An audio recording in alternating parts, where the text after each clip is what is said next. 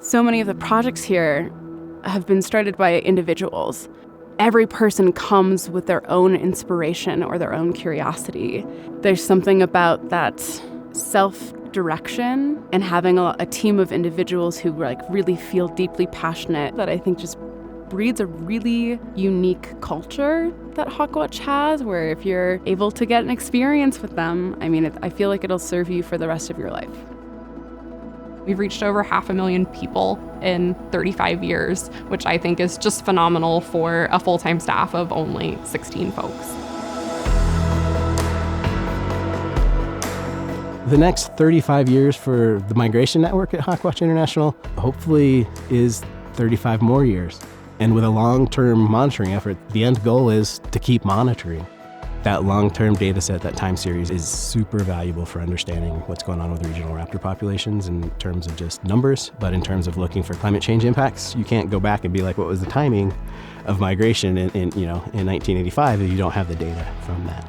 And so in terms of starting and maintaining that year after year after year long-term monitoring, and to do it for as long as we've been doing it in the West is important. Technology has really advanced so much since we started 35 years ago, and now the ability to put satellite transmitters on birds and follow them minute to minute if you wanted as they move around really allows us to understand survivability and movement. Those units are very expensive. They can cost hundreds to thousands of dollars up front, and then they have monthly data fees that we have to pay. But we think it's so important because we're learning new and interesting things all the time. We're learning that some raptors have far larger ranges than we thought they did, and so they're encountering different environments and different hazards than we could have imagined. We hope that we have crews at all of these sites into the foreseeable future, because it's those data that keep telling that story. So maybe we'll see that the declines in kestrels will uptick. Maybe we'll learn what the next species that we need to launch some focused research on is. And there'll always be, the next generation of biologists that are looking for some field experience, and we hope that we continue to provide that. The work that we're able to do, not just domestically, but internationally, is critical because it seems like every year we're seeing larger and larger numbers of extinct animals throughout the world. But there are ways to stop them. Research that one of our biologists, Dr. Murgatroyd, has done indicates that black harriers may go extinct within the next 100 years simply because of the proliferation of wind turbines in South Africa. And we can fix it if we're able to work with wind energy companies and let them know that this is a risk before they start building. We're also working with the most endangered group of birds in the world, old world vultures, which have seen precipitous declines due to poisoning. And so this is really critical. The birds are going to continue doing their thing, regardless of what we do. They'll continue to migrate and eat and try to survive, and that's what all animals, including humans, try to do.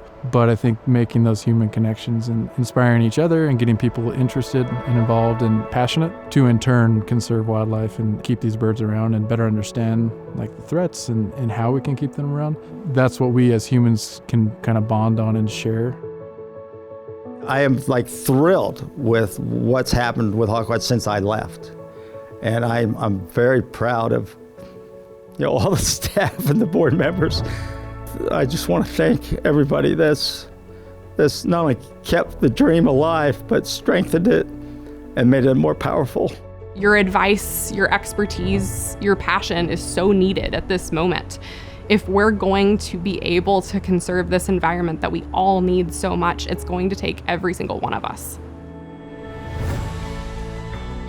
I hope that with your support, we're able to continue doing the work that is most critical. It's really the focus through all of our work is trying to see where we can make the most impact and put those dollars to work so that we're able to save species that could potentially go extinct. Also, it's not just pencils and paper. We have to pay people who have spent a really long time in school and sitting on mountaintops in brutal weather to collect data.